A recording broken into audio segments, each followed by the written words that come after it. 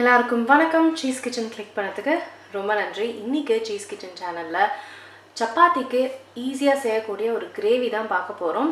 உங்கள் வீட்டில் தயிர் இருக்குது அப்படின்னா இந்த கிரேவியை நீங்கள் வெறும் 5 நிமிஷத்தில் செஞ்சு முடிச்சிடலாம். மசாலாலாம் போட்டு செம்ம டேஸ்ட்டாக இருக்கும். தயிர்லையாக செஞ்சதுன்ற அளவுக்கு அவ்வளோ டேஸ்ட்டாக சூப்பராக இருக்கும். சுலபமாக 5 நிமிஷத்தில் செய்யக்கூடிய அந்த கிரேவியை எப்படி செய்யறதுன்னு பார்க்குறதுக்கு முன்னாடி சீஸ் கிச்சனுக்கு மறக்காமல் சப்ஸ்கிரைப் பண்ணுங்கள், லைக் பண்ணுங்கள், உங்கள் நண்பர்களுக்கும் இந்த வீடியோ ஷேர் பண்ணி விடுங்க. இப்போ வாங்க வீடியோக்குள்ள போகலாம். இந்த தயிர் சைட் டிஷ்க்கு தயிர் சேர்த்துருக்கேன். நல்லா திக்கு தயிர். இதில் கொத்தமல்லி தூள் சேர்த்துக்கிறேன், தேவையான உப்பு, அப்புறம் நிறைய கொத்தமல்லி சேர்த்துக்கிறேன். எல்லாத்தையும் கலந்து விட்டுக்கிறேன்.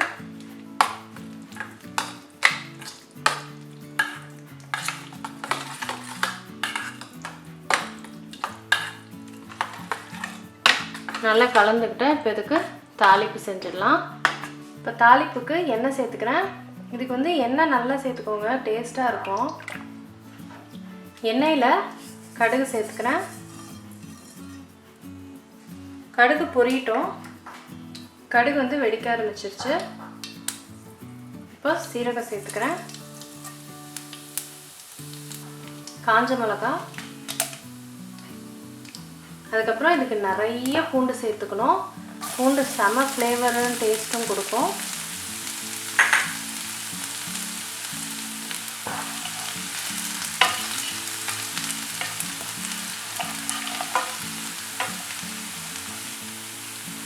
கருவேப்பிலை சேர்த்துக்கிறேன், பெருங்காயம் சேர்த்துக்கிறேன்.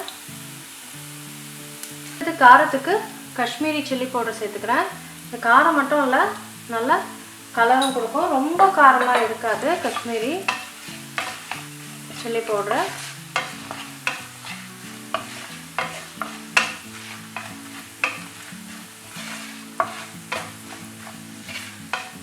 இப்போ தாளிப்பு ரெடி ஆயிடுச்சு, ஆஃப் பண்ணிடுறேன்.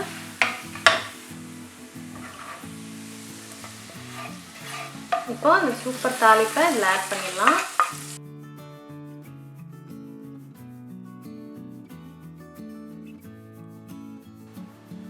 இப்போ இது எல்லாத்தையும் நல்லா கிளறிடுறேன்.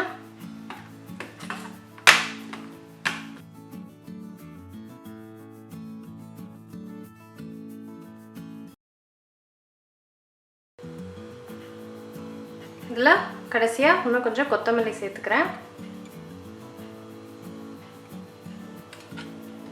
இதையும் நல்லா கலரிடலாம்.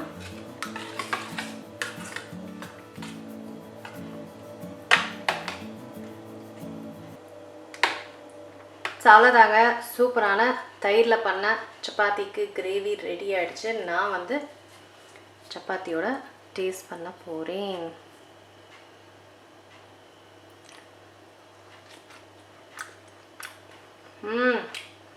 அல்டிமேட்.